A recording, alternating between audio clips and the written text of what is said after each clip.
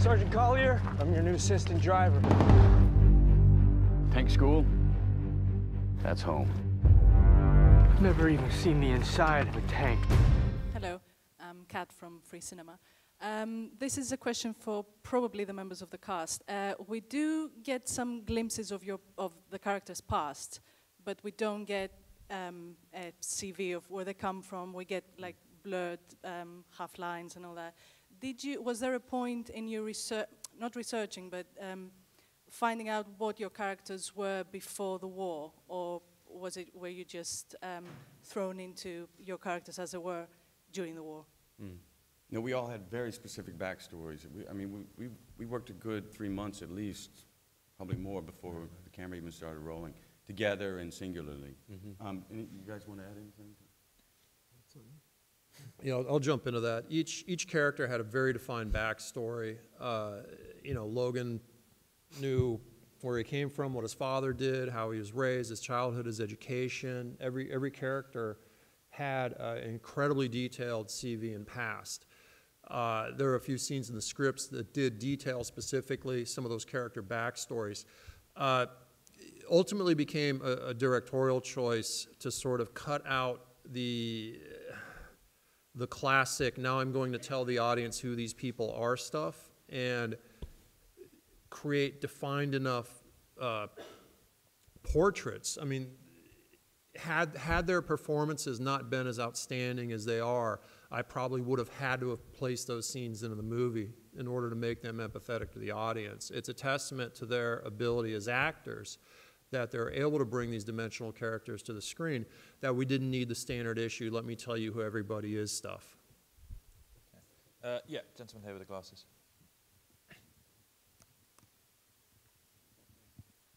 Me. Can I How ask loud's your voice? Hi, Tim Oglethorpe, Star Plus Features. A question for Brad. What do you hope that cinema goers will take away from this movie once they've seen it? What effect do you hope it will have upon them? Well, I mean, first I hope, you know, our wish is the soldiers themselves walk away and feel that they were respectfully recognized and there's truth in it. You know, war is hell. Talking to the vets and even vets who were recently home, one guy said, listen, war is ludicrous. If you look at it, it's ludicrous, so you don't. And it is an amazing fact of human nature that one year we could be chopping each other up, and the next year be sharing a pint. We seem to often continually devolve into conflict, no matter how much we evolve. And I think this film represents that, individually. Yeah, gentleman at the end here.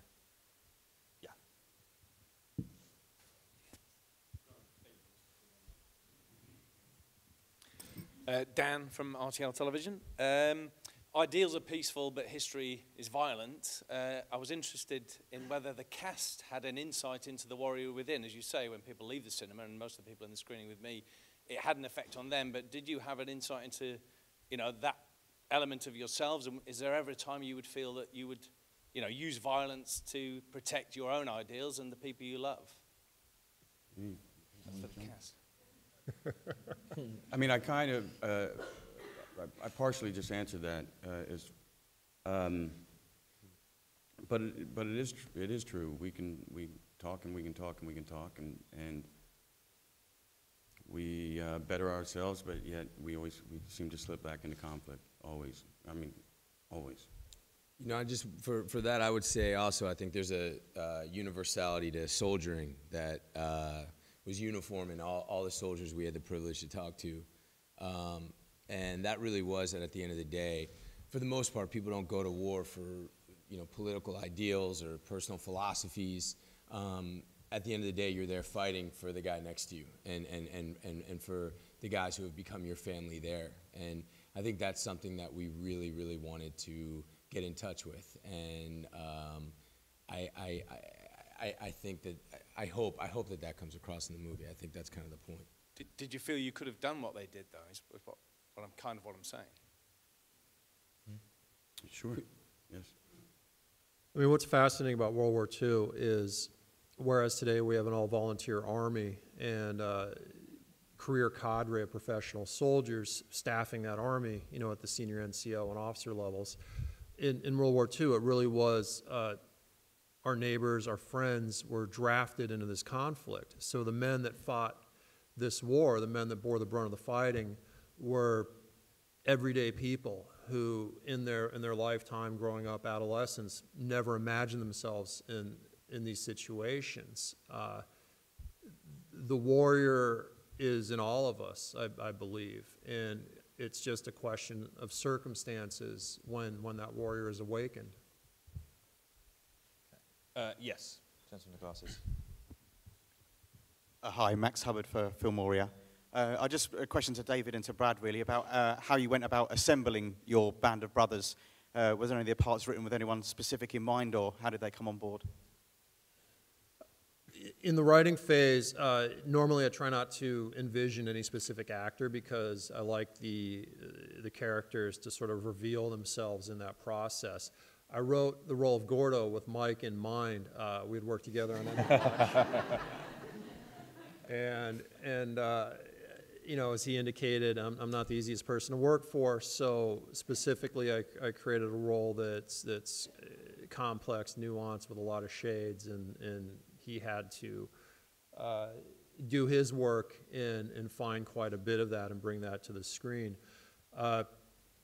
Brad read the script, wanted in, and I was honored to have him. We had met before and discussed working together, and it was an honor to finally find that project. And after that, it really became about building the family and finding the right brothers to round this out, the right chemistry, and not only that, but casting these gentlemen who had a level of commitment above and beyond, not only time commitment, but also a willingness to expose himself to hardship and difficulties that actors aren't typically asked to participate in. Yeah, lady at the back there. Yeah.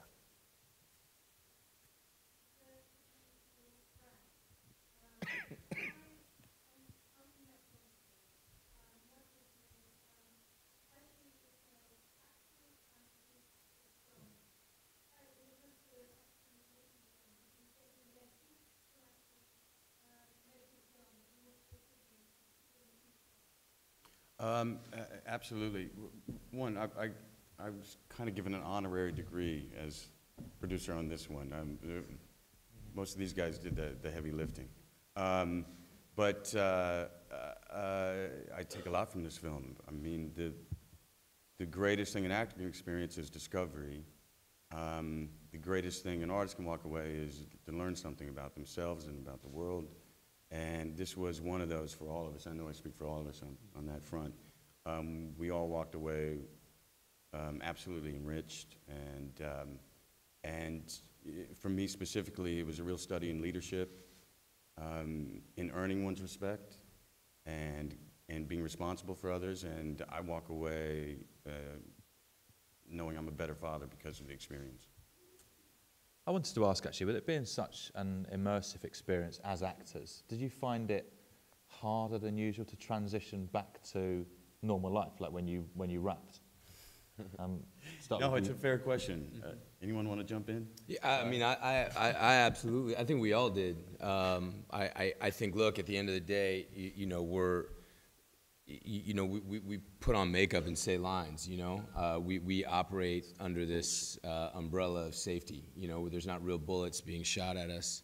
But up until that, you know, it's our job to make this as dark and dangerous a set as possible, and to be in a mindset that's as dark and dangerous as possible. And this was not the kind of movie that, you know, you wrap and you go get a beer, you go have a nice night on the town or get Chinese food. You know, you literally just wrap and you fight or you work out and you sleep and you try to stay in it. And any outside influence, you know, computers and phones or anything like that, they were the enemy. So I think that when you're trying to make your world as dark as possible for, you know, 8 months straight, it's definitely, you know, going home after that, it is tough. And what I walk away with from that is just, again, absolute reverence and respect for guys who have real battle, you know, ringing between their ears, you know, and they go home.